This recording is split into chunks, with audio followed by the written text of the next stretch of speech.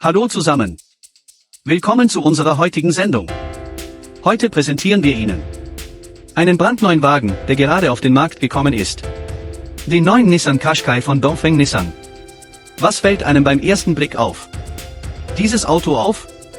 Er wirkt seriöser. Und er ähnelt dem X-Trail. Denn wir haben ja schon mal den Dongfeng Nissan X-Trail vorgestellt. Die Front ist fast identisch. Aber dieses Auto hat viele Upgrades. Am ganzen Auto finden sich viele Elemente mit dem Buchstaben Q. Denn der englische Name des Qashqai beginnt mit einem Q. Außerdem ist da der Heckbereich mit dem Schriftzug Glory. Das bedeutet Ehre oder Ruhm. Die Bedeutung von Ehre. Deshalb dieses Auto. Ich denke, da es ein völlig neues Modell ist. Daher teile ich es zuerst mit euch aus der Ich-Perspektive. Wird es übersichtlicher sein. Matrixlicht. Beginnen wir zunächst mit der Front. Das größte Highlight der Front ist, dass es ein kleiner Scout ist, sehen wir uns das mal an.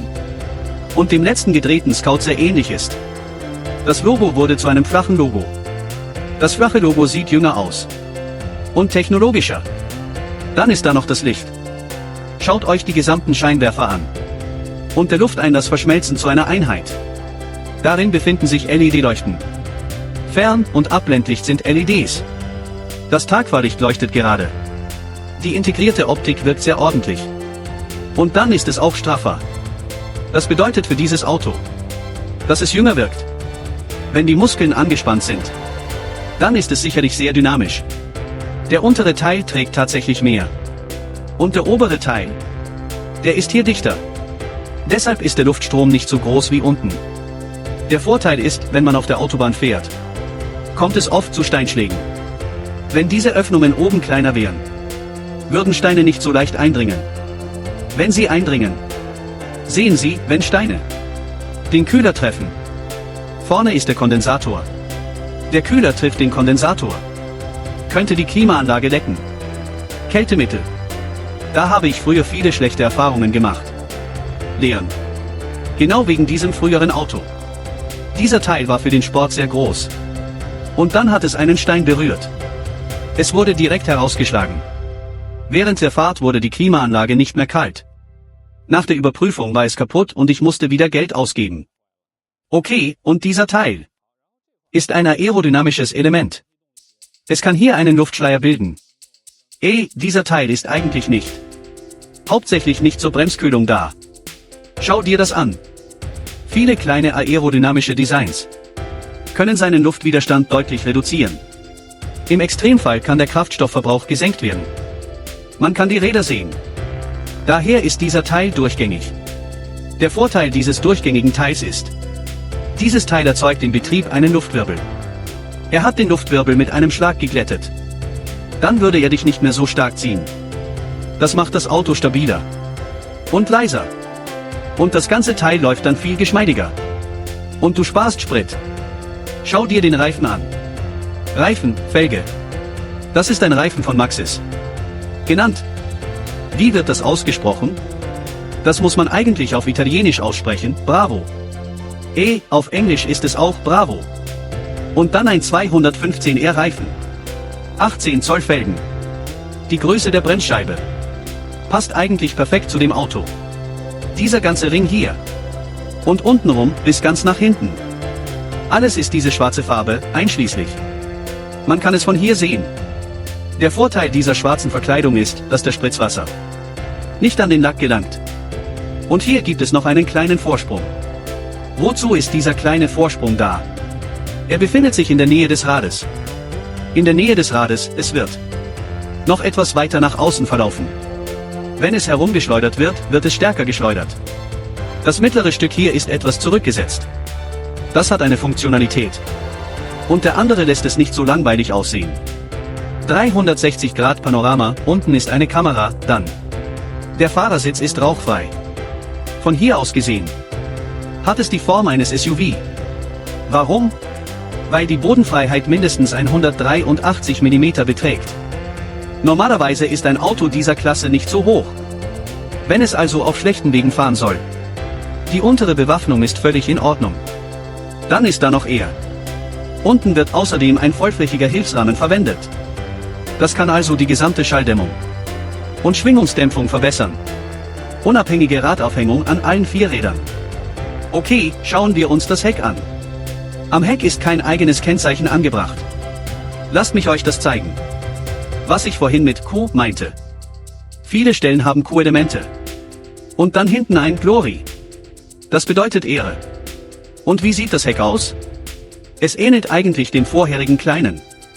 Die Anordnung der Rückleuchten hat sich nicht großartig verändert.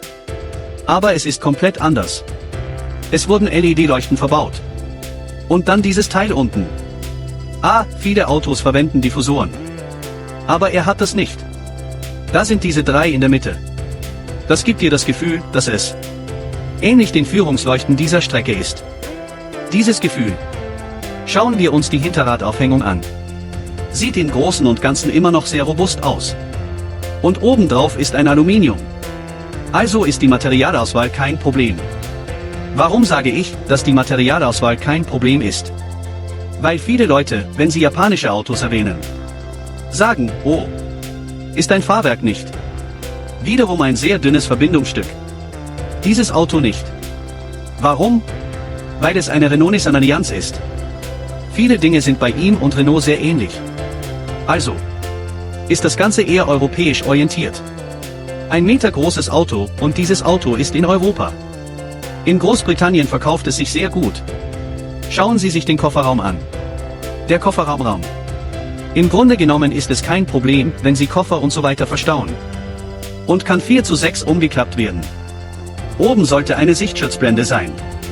Bevor ich in das Auto einsteige, habe ich ein weiteres Detail entdeckt. Dieses Auto, seine Verarbeitung ist schon in Ordnung. Eine Gürtellinie. Durchgehende Gürtellinie, sie kann durch den Türgriff verlaufen. Das zu tun. Das machen im Grunde genommen nur große Hersteller. Sehen Sie, wie machen es die meisten Autos? Eigentlich kommt das oft in Luxusautos vor. Warum? Weil Luxusautos relativ höhere Kosten haben. Daher kann es durch den Türgriff verlaufen.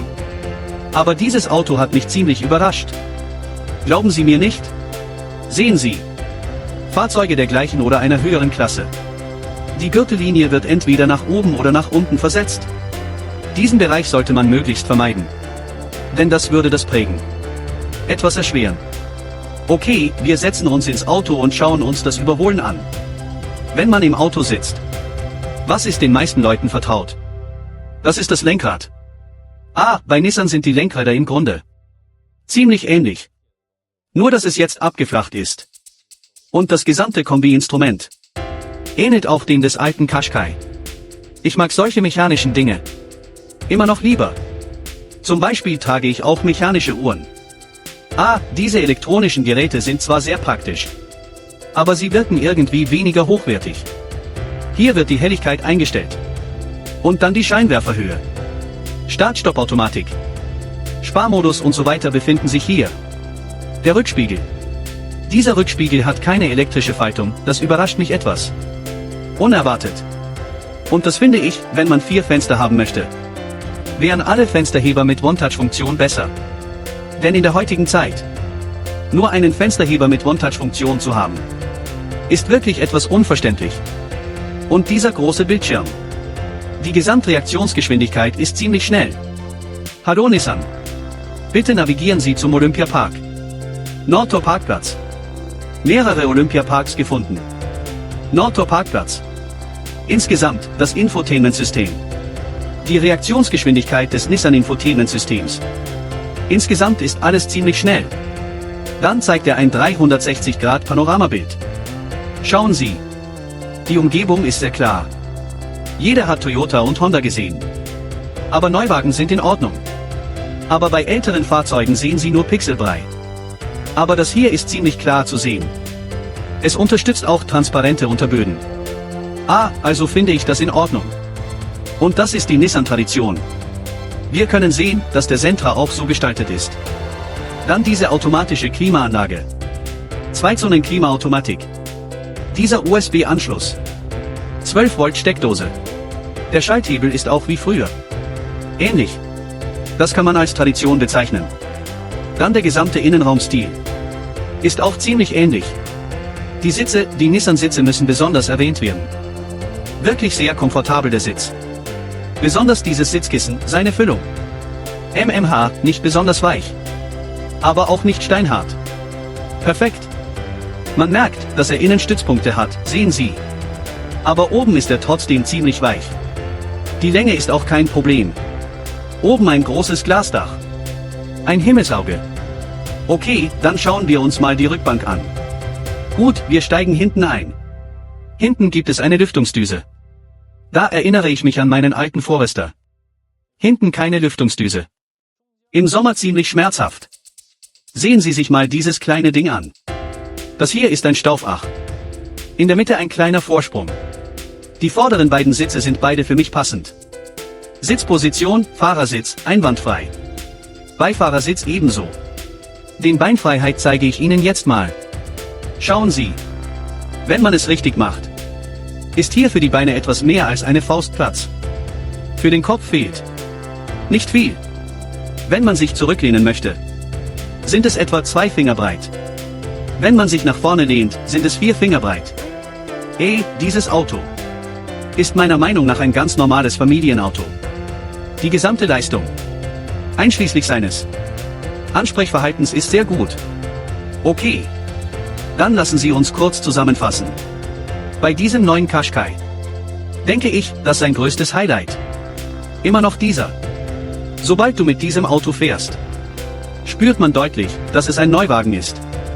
Und ein ziemlich technologisches Modell. Denn der alte Qashqai, sein Design, wirkt heute etwas zu seriös. Aber für einen SUV dieser Größe ist die Hauptzielgruppe größtenteils jung. Daher finde ich dieses Aussehen für junge Leute völlig in Ordnung. Sie können es akzeptieren. Und dann ist da noch die Bodenfreiheit von 18,3 cm. Viele junge Leute mögen Roadtrips und fahren gerne herum, dieses Auto ist dafür perfekt geeignet. Und das Fahrwerk ist robust genug. Denn das ist eine Fahrwerksabstimmung aus Europa. Siehst du, in China ist der Qashqai etwas lau. Aber in Europa stellst du fest, es gibt viele, wirklich viele. Denn vor kurzem war ich in Frankreich, Deutschland und Österreich. Die Schweiz, fast überall in den USA. Viele Qashqais. Also dieses Auto. Insgesamt, wenn man es fährt, hat diese europäische Fahrzeugqualität. Meines ist ein 2.0. Mit dem 2.0, wenn du beim Anfahren voll durchtrittst, bist du ganz baff. Denn dieses gesamte Getriebe ist so abgestimmt, dass es beim Anfahren wirklich nach vorne schießt. Aber wenn man von der Durchzugskraft spricht und man stärker drauf tritt, ist es vielleicht etwas schwach. Okay, das soll es für heute gewesen sein. Ich bin ein Erwachsener. Bis zum nächsten Mal, tschüss.